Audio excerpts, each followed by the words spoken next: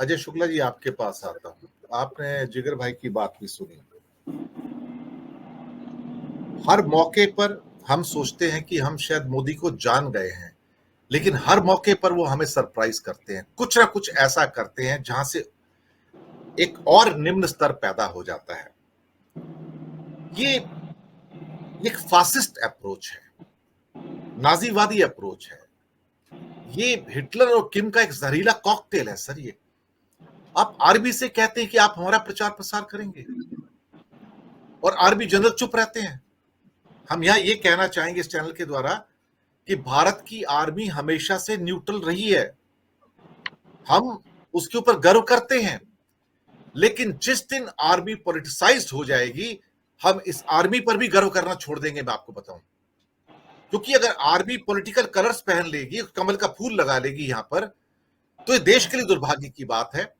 और ये जो जिगर भाई ने सवाल किया कि फिर जनरल से पूछा जाएगा कि आप क्या कहना चाहते हैं, अल्टीमेटली आपका रवैया क्या। आप भारत की आर्मी के जनरल्स हैं, आप सीडीएस हैं। भारत की आर्मी इस देश की लॉयल्टी के लिए जानी जाती है और पॉलिटिक्स में इंटरफेयर ना करने के लिए जानी जाती है। हम पाकिस्तान नहीं है, तो क्या हम उनको उस एरिया में धकेलने की कोशिश कर रहे हैं आर्मी को, जहां पाकिस्तान में धकेल दिया गया कि वो पॉलिटिकली पंडित बन जाए बाद में? सर, ये तो बहुत खतरनाक मोड़ पे आ गए सर, क्योंकि एक बार आर्मी को पॉलिटिक्स का स्वाद लग गया सर, वो वापस नहीं जाएंगे। India will become a Pakistan army then sir. Ajay Shukla ji. Dinesh ji, रही बात आर्मी के पॉलिटिकल होने की और इसकी, तो आपको बताएं कि इसकी शुरुआत तो वीके सिंह ने कर दी थी जब वो सेनाध्यक्ष थे। उन्होंने उस समय जिस तरीके से खेल रचा था, सब कुछ किया था, उसको बहुत अध्ययन करने वाला है उसके बाद में। मैं कल एक रिटायर्ड मेजर जनरल हैं, उनके साथ में करीब 1 घंटे सैर साथ में कर रहे थे हम दोनों लोग। बुजुर्ग हैं, उनके साथ में चर्चा हो रही थी बहुत सारी चीजों की। तो बहुत सारे जो इस समय सीनियर्स हैं, वो तमाम लोग उनके अंडर में रहे हैं। तो मैंने उन्हें 2 दिन पहले बताया कि इस तरीके का फैसला सरकार ने लिया है, तो इसको, तो उन्होंने कहा कि मैं अपने लोगों से बात करता हूं। और कल उनकी निराशा की स्थिति बताऊं, उन्होंने मुझे जो कहा था, वो ये कहा था, अजय जी हो ही नहीं सकता, आर्मी इसे स्वीकार ही नहीं कर सकती। और जब वो कल मुझे सैर पे मिले, तो हमने कहा अंकल क्या रहा, आपने बताया नहीं। थोड़ी देर बात करते जाते उनकी निराशा का भाव देखने को मुझे मिला। उन्होंने कहा कि अजय जी, अब तो भगवान के ऊपर मैं भरोसा करता हूं कि वही कुछ ऐसा करेंगे कि ये चीजें सही हों और सब चीजें। कहा मैंने जो बातें की, उन बातों में उन्होंने बताया कि किस तरीके से एक समय में ये होता था, यदि आर्मी में कोई पॉलिटिकल अप्रोच करा लेता था किसी ट्रांसफर पोस्टिंग या किसी चीज के लिए, तो मतलब उसे इतना बुरी तरीके से माना जाता था कि उसको तमाम तरीके से फिर उसी ढंग से संकट पैदा हो जाते थे। तो ये गलती कभी कोई नहीं करता था। आज तमाम तबादले जो हैं पॉलिटिकल ढंग से ही हो रहे हैं, तो वो सारी चीजें उन्होंने बताई और बहुत सारी चीजें बताई, इतनी चीजें बताई कि बहुत सारी मैं कैमरे में नहीं बता सकता हूं। तो उन्होंने कहा इस तरह की स्थिति है, तो मैं क्या अब उम्मीद करूं, बस इतना ही कह सकता हूं कि अभी उन्हें फील्ड में ऑर्डर नहीं पहुंचा है। जिस समय वहां ऑर्डर पहुंचेगा तो देखेंगे जवान किस तरह से प्रतिक्रिया करते हैं। मतलब आज आप ये सोचिए, अफसरान कोई प्रतिक्रिया करने को तैयार नहीं है, इतना सरेंडर कर चुके हैं। इसी तरीके से जो ये आईएएस ऑफिसर्स के इस्तेमाल करने का आया, तो कुछ लोगों से बात की, इतना निराशाजनक। वो हमने कहा आपका एसोसिएशन क्या कर रहा है, कौन सारी चीज, हमने कहा रथ हाकिएगा, तो जवाब जो है कोई था नहीं किसी के पास। सर मैं बड़ी उसके साथ कह रहा हूं कि नरेंद्र मोदी ने सबसे पहला काम क्या किया कि दोनों को नपुंसक बना दिया। शब्द मैं इस्तेमाल कर रहा हूं बहुत जिम्मेदारी के साथ।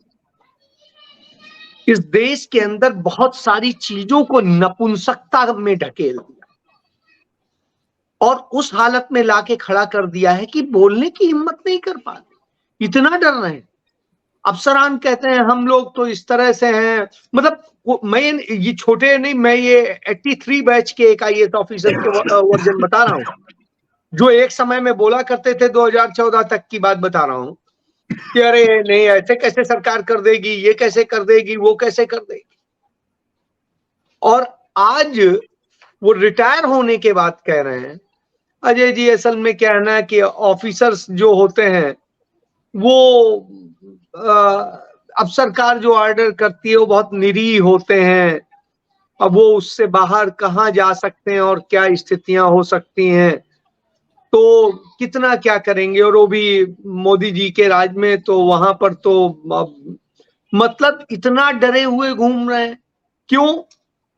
क्योंकि साहब रिटायर ऑफिसर्स भी बैठे हैं, उनको भी कह दिया गया है कि आपके भी खिलाफ इंक्वायरीज खुल रही है और बहुत सारी चीजें।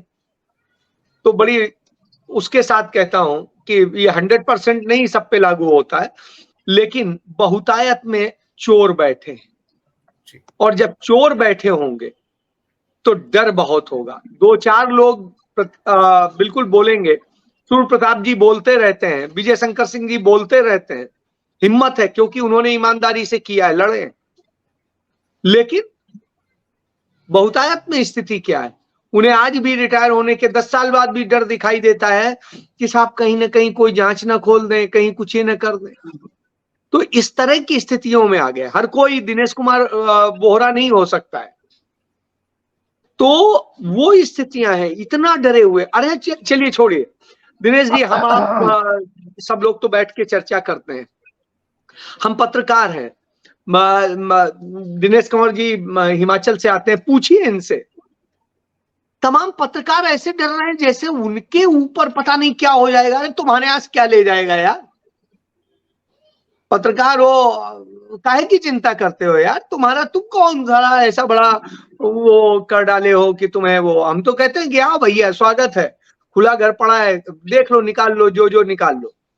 तुम ये पूछोगे ये पेन कहाँ से खरीदा है, भाई पार्कर का पेन है, तो वो भी मैं आपको बता दूंगा कि यहाँ से खरीदा, यहाँ की है, इतनी हैसियत है कम से कम। तो मैं यही कह रहा हूं कि इस तरह डरे हुए लोग, इतना डरा हुआ। मैं अब एक इतिहासकार ने मुझसे एक 2017 में एक बात कही थी, मैं उन दिनों हिंदुस्तान अखबार का संपादक था, आगरा में पोस्टेड था, मैं जिक्र करके खत्म करूंगा। मैं नाम इसलिए नहीं ले रहा हूं कि लोग उसको, बहुत बड़ा नाम है।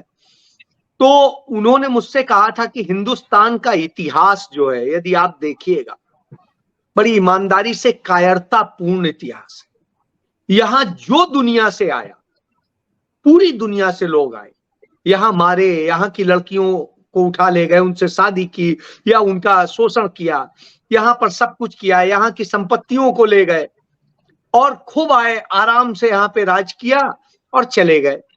या चंद लोग रुके तो अपना आराम से यही स्थिति रही। क्यों?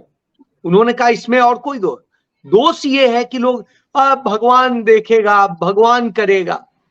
तुम्हें कुछ नहीं करना है, तुम्हें प्रतिशोध नहीं करना है, तुम्हें उसका जवाब नहीं देना है, प्रतिक्रिया नहीं करनी है, आप सब कुछ छोड़ दो, भगवान करेगा। तो भैया ठीक है, भगवान करेगा, भगवान ने मोदी को बनाया है, भगवान ने उसे राज सौंपा है, वो कर रहा है, जब तक वो करेगा, फिर दूसरा जो आएगा वो करेगा, आप खुश रहिए जी।